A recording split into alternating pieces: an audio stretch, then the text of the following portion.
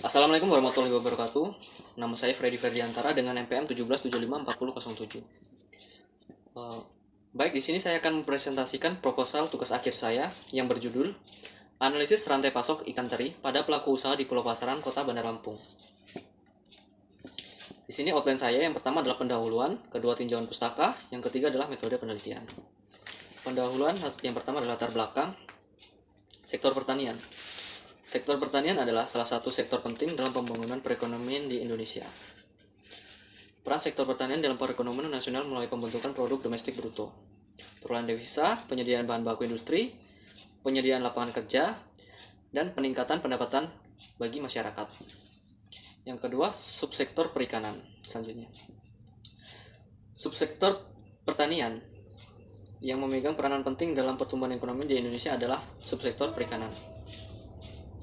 Karena 60% luas wilayah Indonesia merupakan lautan.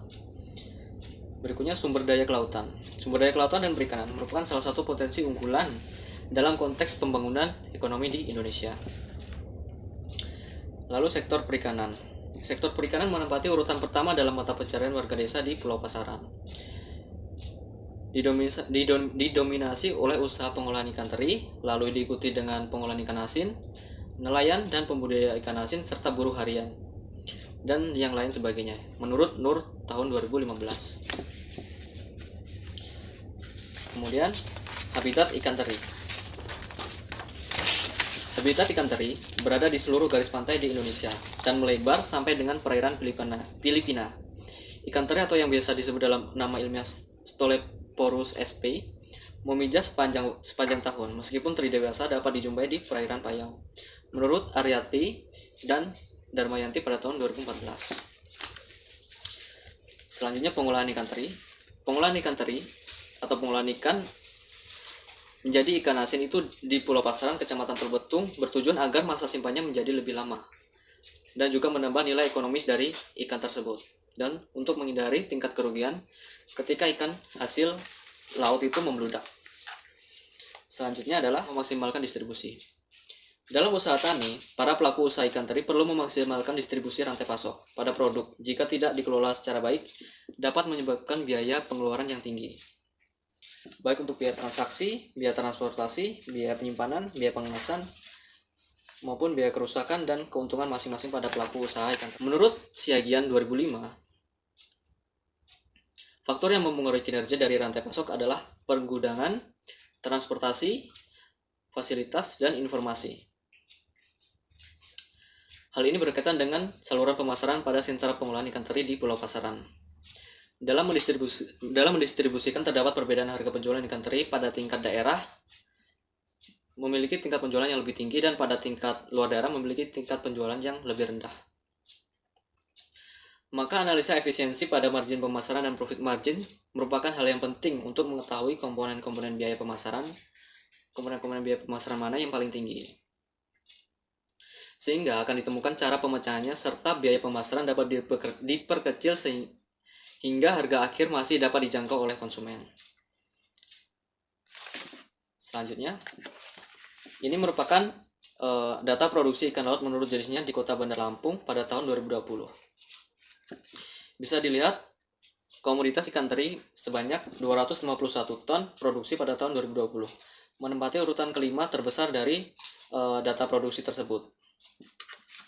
Data tersebut bersumber dari Dinas Kelautan dan Perikanan Kota Bandar Lampung pada tahun 2020. Next. Yang kedua, tujuan penelitian.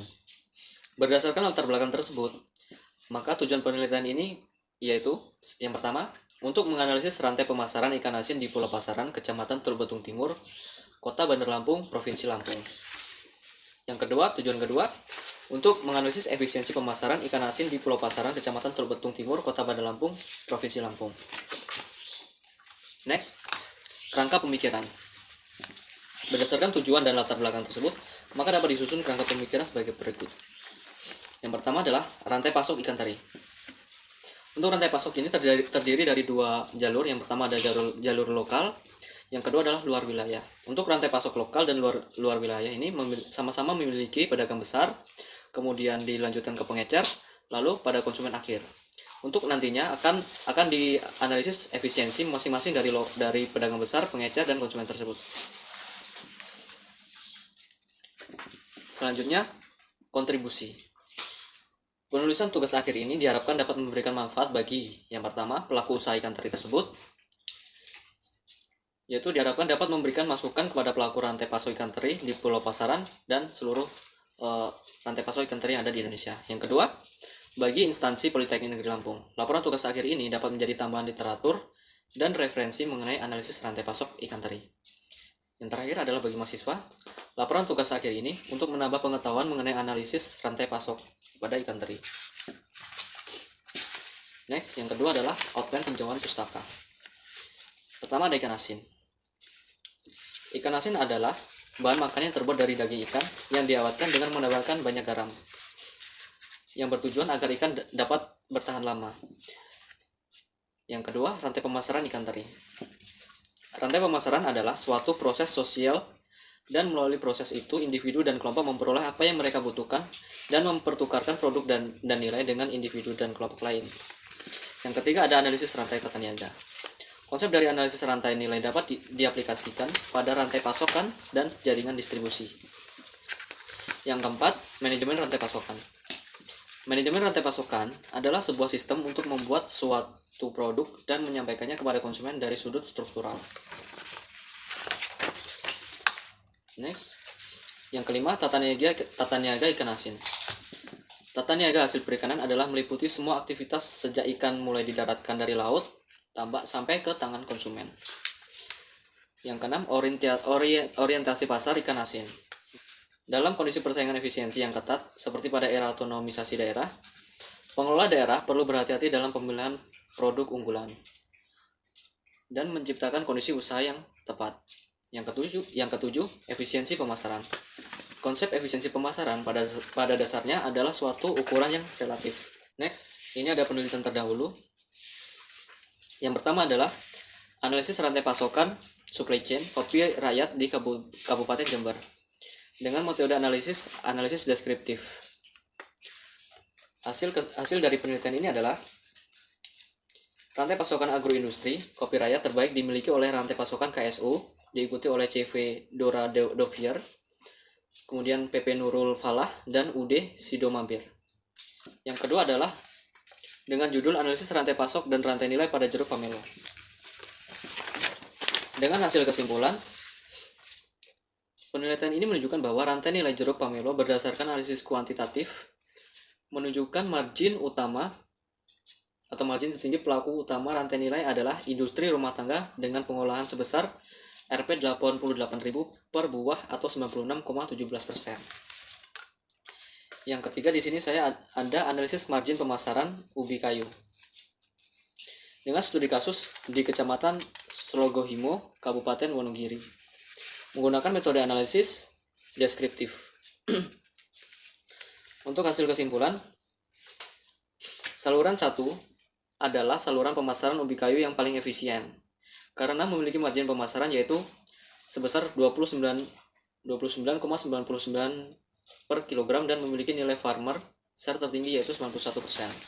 Yang keempat adalah saluran pemasaran dan efisiensi biaya serta pendapatan usaha tani tembakau terhadap kontribusi pendapatan keluarga di Desa Berani Kulon, Probolinggo dengan metode analisis deskriptif. Untuk hasil dari penelitian tersebut menunjukkan saluran pemasaran tembakau rajang di Desa Berani Kulon terdapat 3 saluran, dan di antara ketiga saluran tersebut, saluran pemasaran petani gudang merupakan saluran yang paling efisien.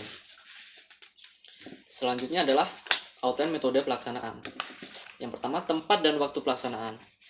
Penelitian ini dilaksanakan di Pulau Pasaran, Kecamatan Teluk Betung Timur, dan pemilihan lokasi dilakukan secara sengaja atau purposif dengan pertimbangan bahwa di Pulau Pasaran, Kecamatan Teluk Betung Timur merupakan salah satu sentra produksi ikan asin terbesar di Lampung.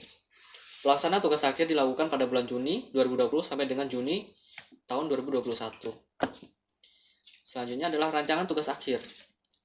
Rancangan dalam tugas akhir ini meliputi beberapa instrumen diantaranya metode pengumpulan data, jenis tugas akhir, metode sampling, analisis data, dan pendugaan model.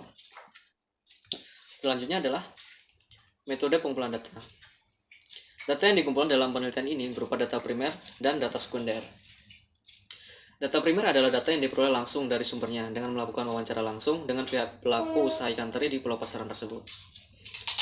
Sedangkan data sekunder yaitu data yang diperoleh dari instansi terkait, yaitu Badan Pusat Statistik, jurnal-jurnal penelitian, literatur, dan buku-buku perpustakaan yang berhubungan dengan penelitian ini. Selanjutnya, jenis tugas akhir. Tugas akhir ini termasuk jenis tugas akhir kualitatif dan kuantitatif. Analisis kualitatif yaitu menjelaskan secara detail saluran rantai pemasok ikan teri yang diproduksi di pulau pasaran. Sedangkan analisis kuantitatif digunakan untuk menganalisis efisiensi pada tiap rantai pasok ikan teri yang diproduksi dari pulau pasaran tersebut. Lalu di sini ada metode sampel.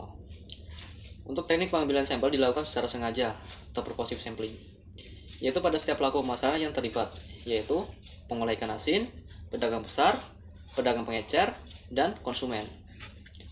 Pengambilan sampel dilakukan dengan cara snowball sampling, yaitu dengan cara mengikuti alur pemasaran dari produsen hingga produk sampai ke konsumen akhir. Berdasarkan survei yang sudah saya lakukan di pulau pasaran, diketahui jumlah pedagang besar yaitu 20 orang, dan sebagai sampel pedagang besar adalah sebanyak 3 orang. Banyak pedagang pengecer dari 10 orang, dan sebagai sampel pedagang pengecer diambil 2 orang. Untuk konsumen, diambil sampel sebanyak 25 orang. Lalu metode analisis data.